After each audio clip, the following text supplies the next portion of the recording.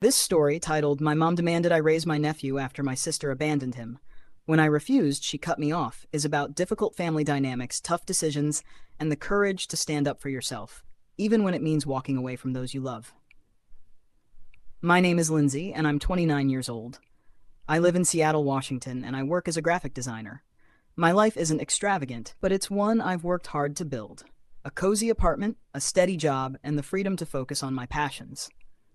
But no matter how much effort I put into creating a life of my own, my family always seemed to find a way to pull me back into their drama. The source of that drama? My mom and my older sister, Katie. Growing up, Katie was the wild one. She was charming and outgoing, but she had a reckless streak that often left the rest of us cleaning up her messes. My mom, ever the doting parent, always made excuses for Katie's behavior. "She just needs time to figure things out," she'd say, as Katie skipped college, quit jobs, and jumped from one bad relationship to the next.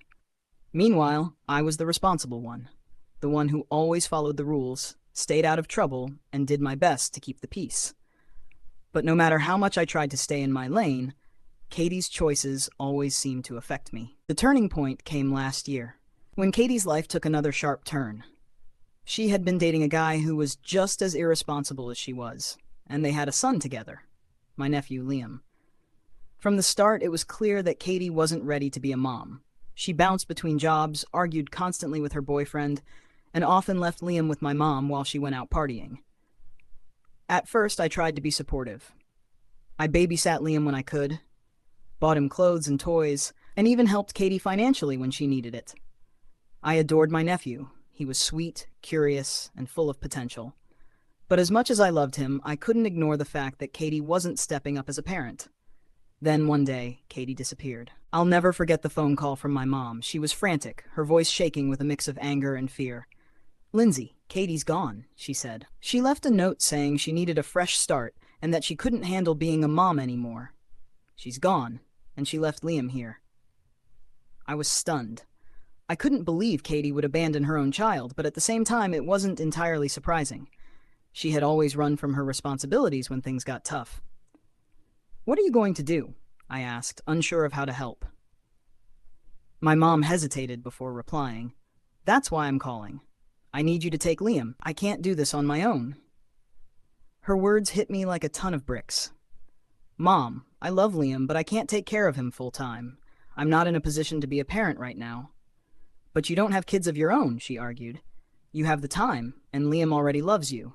You're his aunt. It's your responsibility to step up." Her words sent me spiraling. I had always known my mom had a tendency to put Katie's needs above mine, but now she was asking me to take on the consequences of Katie's actions in a way that felt impossible. "I'm not saying I don't care about Liam," I said, trying to keep my voice steady. "But I'm not equipped to raise a child. I can help you figure out a plan, but I can't take this on by myself." She wasn't having it. "Lindsay, this isn't about you. It's about Liam. He needs stability, and you're the only one who can give it to him. If you won't help, what kind of person does that make you?" Her words stung, but I stood my ground. "Mom, I'm sorry, but I can't do this. I'll support you in other ways, but I can't be a full-time parent." After that conversation, everything changed. My mom became distant, her once frequent calls turning into curt, passive-aggressive texts. She made it clear that she blamed me for not stepping up, often hinting that I was selfish and ungrateful. I tried to help in other ways. I offered to pay for a nanny part-time, connected her with social services for support, and even suggested family counseling. But nothing was ever enough. To my mom, the only acceptable solution was for me to take Liam, and when I refused, she cut me off completely. The silence from my mom was painful, but it was nothing compared to the guilt I felt about Liam. I worried about him constantly, about whether he was getting the care and attention he needed, about how my decision might affect him in the long run. But as much as it hurt, I knew I had made the right choice. I wasn't in a position to provide Liam with the stability he deserved, and taking him in out of guilt wouldn't have been fair to either of us. Over the next few months, I focused on finding peace with my decision. I leaned on my friends for support, went to therapy to process my feelings, and stayed connected to Liam in small ways, sending him letters, gifts, and video messages whenever I could. Still, the distance between me and my mom felt like a gaping wound. Part of me hoped she would come around, but deep down, I knew that might never happen. As the weeks turned into months, the silence from my mom became deafening. It was clear that she had chosen to cut me off completely, and I knew I couldn't force her to see my side. But that didn't make it any easier. The guilt over Liam weighed heavily on me. I adored him, and the thought of him growing up in a chaotic environment broke my heart. I spent countless sleepless nights wondering if I had made the wrong decision. Should I have taken him in, even if I wasn't ready? Was I being selfish for putting my own life first?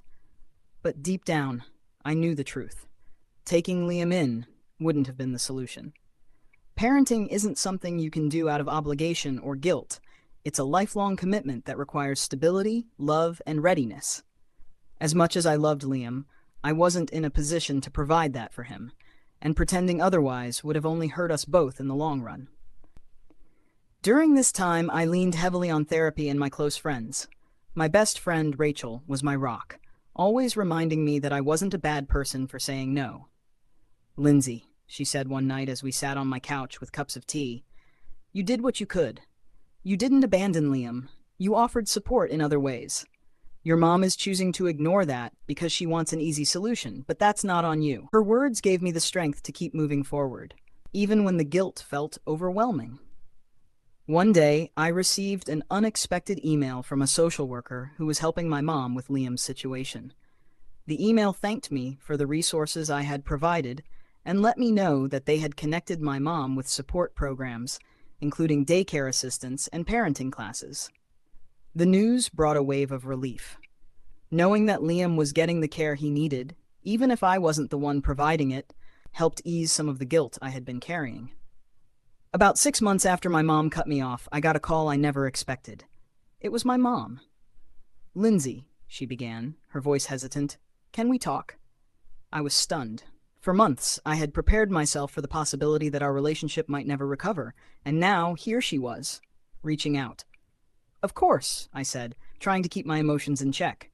We met at a small coffee shop the next day. My mom looked tired, her usual confidence replaced with a quiet vulnerability I hadn't seen before. "I've been thinking a lot about everything that happened," she said, stirring her coffee absent-mindedly. "And I realize now that I wasn't fair to you. I put all this pressure on you to fix things because I was overwhelmed, but that wasn't right. I'm sorry." Her apology caught me off guard. For so long, I had felt like my voice didn't matter in our family, that no matter what I said or did, my mom would always expect me to clean up Katie's messes. Hearing her acknowledge her mistakes was a moment I never thought I'd have. "Thank you for saying that, Mom," I replied, my voice trembling. "I love Liam, and I want what's best for him, but I can't take on a responsibility I'm not ready for, and I need you to understand that." "I do," she said, tears welling in her eyes. "I've been working with the social worker you recommended, and things are starting to get better. It's not easy, but I'm figuring it out." Hearing that lifted a huge weight off my shoulders. For the first time, it felt like my mom was taking responsibility, rather than expecting me to do it for her. Rebuilding our relationship wasn't easy, but it was worth it. Over time, my mom and I found a new balance, one that didn't rely on guilt or unrealistic expectations. I continued to support Liam in small ways, visiting him when I could, and staying involved in his life from a distance. As for Katie, she remained distant, but I had made peace with that. Her choices were her own, and I couldn't control them. My focus was on Liam and ensuring that he felt loved and supported, even if I wasn't his primary caregiver.